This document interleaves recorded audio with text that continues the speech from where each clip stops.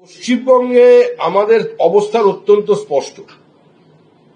পশ্চিমবঙ্গের আমরা যারা এখানে বসে আছি, আমরা ভারতীয় নাগরিক। এই দেশের প্রতি আমাদের যে অধিকার আছে, ওপার বাংলায় যে ঘোষ, বোস, দত্তমিত্র, গুহ, ঠাকুরদা, পোদ্দার, রাজবংশী, মতুয়ারা আছেন, ওখানে যে খ্রিস্টানরা আছেন, ওখানে যে জৈনরা আছেন, জয়সওয়ালরা আছেন, ওদের অধিকার, বুদ্ধিস্টদের অধিকার, চাকমাদের অধিকার এই দেশের উপর ততটাই। আপনি বিনয় বাদল দীনেশকে অস্বীকার করতে পারবেন? বিনয় বাদল দীনেশ কাদের জন্য প্রাণ দিয়েছে? স্বাধীন পাকিস্তানের জন্য না স্বাধীন ভারতবর্ষের জন্য? আপনি সূর্য সেনকে মুছে দিতে পারবেন? কার জন্য সূর্য সেন আত্মত্যাগ, তার যে বলিদান, শেষ পর্যন্ত সুইপারের কাজ করছিলেন ব্রিটিশের চোখে ধুলো দেবার জন্য, বিশ্বাসঘাতকতার কারণে মারা যান। সবকটা নখ উপড়ে নেওয়া হয়েছিল, চোখ উপড়ে ফেলা হয়েছিল, একটা মৃতদেহকে ফাঁসিতে ব্রিটিশ ঝুলিয়েছিল। তার পরিবারের কাছে কেউ গিয়ে জিজ্ঞাসা করেছেন যে সূর্য সেনের এই বলিদান, এই আত্মত্যাগ স্বাধীন পাকিস্তানের জন্য না স্বাধীন ভারতবর্ষের জন্য? সুতরাং তারা এখানে আসবে, এটা তাদের দেশ, তারা মনে করে এটা তাদের দেশ। কিন্তু যারা এই দেশকে নাপাক বলে, এই দেশকে অপবিত্র বলে, তেরুল হার্ব, যুদ্ধভূমি বলে এই দেশ ছেড়ে চলে গিয়েছে, যারা প্রকাশ্যে বলেছিল যে হিন্দু মুসলমান এক জায়গায় থাকতে পারে না, যারা এই পৌত্তলিকতায় বিশ্বাস করে, আমরা তাদের সঙ্গে সংসার করতে পারি না, যাদের কারণে বন্দে মাতরমকে ভাগ করা হয়েছিল 1937 সালে, যদি কংগ্রেস বন্দে মাতরমের অঙ্গচ্ছেদ যদি না করত 1947 সালের আগেই, আজকে ভারতবর্ষে কেউ না কেউ কোনো বিসমার্ক, কোনো আব্রাহাম লিঙ্কনের দেখা পেত। দেশভাগের কারণে 20 লক্ষ মানুষের প্রাণ দিয়েছে। আমেরিকায় 4 বছরের জন্য তাদের সিভিল ওয়ার চলেছিল, গৃহযুদ্ধ চলেছিল, 4 লক্ষ মানুষ মারা গিয়েছে। 20 লক্ষ মানুষ বলি, তারপরেও তো হত্যা হয়েই চলেছে। এই দেশভাগ যে কারণে হয়েছে, এর দায়িত্ব আমাদের নিতে হবে। তারা থাকবে এখানে, আর যারা এটা যাদের দেশ নয় তাদের যেতে হবে। কোন ভারতীয় মুসলমানের কেশাগ্র এসআইআর এর নামে, সিএ এর নামে কেউ স্পর্শ করতে পারবে না। এটা বিজেপির গ্যারেন্টি, এটা মোদী সরকারের গ্যারেন্টি। মুসলমানরা আমাদের ভোট দিচ্ছেন না, 1%-এর নিচে আমরা ভোট পাই, এটা স্পষ্ট। আমাদের রাজ্যের পশ্চিমবঙ্গে মুসলিমদের ভোট আমরা পাচ্ছি না। বহু জায়গায় বিজেপির কর্মী, এমনকি বিরোধী দলনেতা থেকে শুরু করে বিধায়ক, সাংসদ গেলে আক্রমণ হচ্ছে, গাড়িতে পাথর ফেলা হচ্ছে, তাদের খেপিয়ে দেওয়া হচ্ছে। আমরা তাদের চিন্তা করতে বলছি যে কোনো হসপিটালে যান, সবচেয়ে বেশি রোগীর সংখ্যা কমিউনিটি ওয়াইজ কাদের? মুসলমান। আপনি যে কোনো থানার লকআপে চলে যান, সবচেয়ে বেশি কারা? মুসলমান।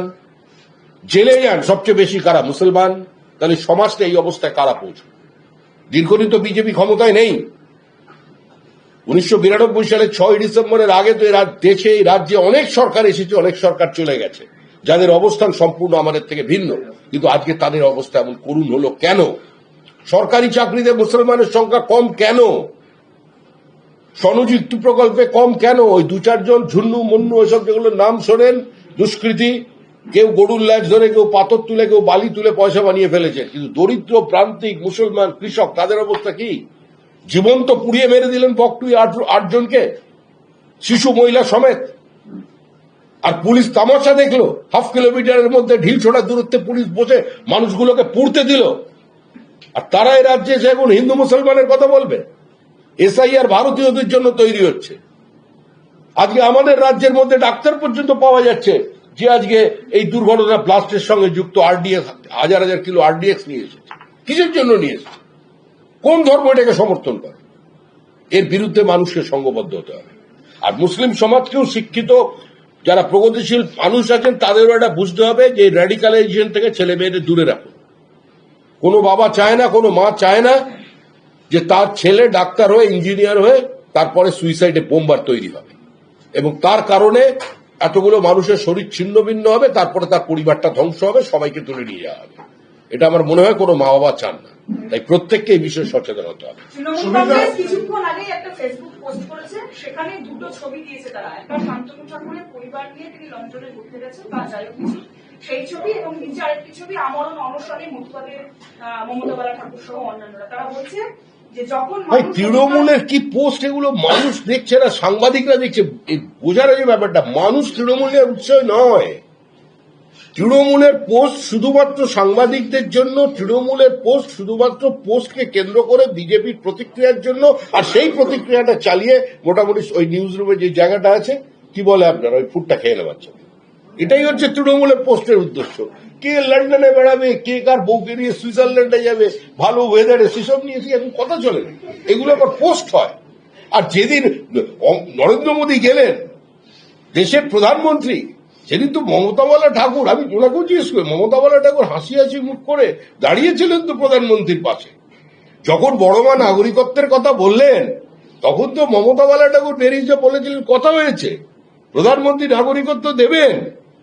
হরিচাঁদ গুরুচাঁদ ঠাকুরদের যে দাবি, মতুয়া পরিবারের ঠাকুর বাড়ির দাবি, মতুয়াদের দীর্ঘদিনের দাবি, নমশূদ্রদের দাবি, বাংলাদেশ থেকে আসা উদ্বাস্তুদের সংগঠনের দীর্ঘদিনের দাবি, যে প্রতিশ্রুতি দিয়েছিলেন মহাত্মা গান্ধী, সর্দার বল্লভভাই প্যাটেল, পণ্ডিত জওহরলাল নেহরু, তারা রাখেননি, সেটা বিজেপি সিএ করে দেখিয়েছে।